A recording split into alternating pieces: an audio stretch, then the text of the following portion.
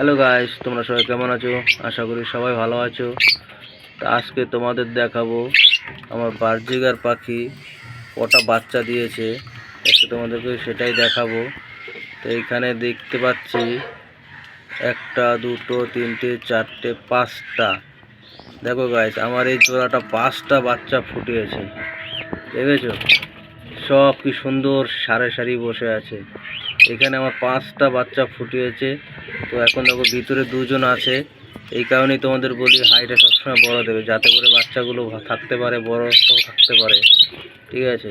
আর guys দেখো, আমার এখানে পাঁচটা বাচ্চা ফুটিয়েছে, দেখেছো? এই জোড়াটা তোমার পাঁচটা ডিম দিয়েছিল, পাঁচটা ডিমই ফাটিয়েছে, দেখো, দেখেছো? 5 পিস বাচ্চা দিয়েছে। তো এটাই আমার।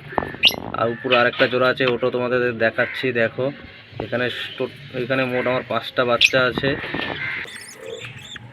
আর গাইস, এই যে আমার উপরের জোড়াটা, এইখানে বাচ্চা দেখো তোমার 1 পিস, 2 পিস, 3 পিস, 4 পিস। দেখো এখানে এখানে 4 পিস বাচ্চা ফুটিয়েছে, ঠিক আছে? তো আমার দু জোড়া পাখিতে মোট বাচ্চা ফুটিয়েছে তোমার 9 পিস। 9 পিস এরা বাচ্চা ফুটিয়েছে দু জোড়া পাখিতে আমার, ঠিক আছে? তো বাচ্চাগুলি দেখো খুবই তোমার খাবার খাওয়াচ্ছে এখন বাচ্চাগুলিকে। তো এখন দেখো মোট টোটাল আমার দু জোড়া পাখিতে 9 পিস বাচ্চা ফুটিয়েছে। নিচেরটা 5 পিস, এখানেরটা 4 পিস, টোটালে আমার 9 পিস বাচ্চা ফুটিয়েছে দু জোড়া পাখিতে, ঠিক আছে?